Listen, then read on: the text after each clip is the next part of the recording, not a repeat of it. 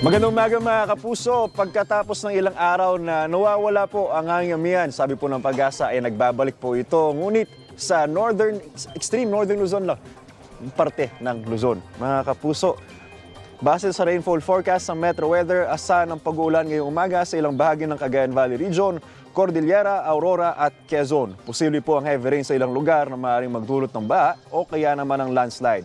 Pagsapit ng hapon, uulanin na rin ang ilang pampanig ng Northern at Central Luzon, kasama po dyan ng Quezon, Visayas at Mindanao.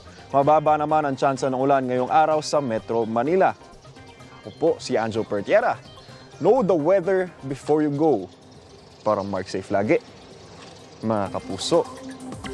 Kapuso, para laging una ka sa mga balita, bisitahin at mag-subscribe sa GMA Integrated News sa YouTube. Sa mga kapuso abroad, samahan nyo kami sa GMA Pinoy TV at sa www.gmanews.tv.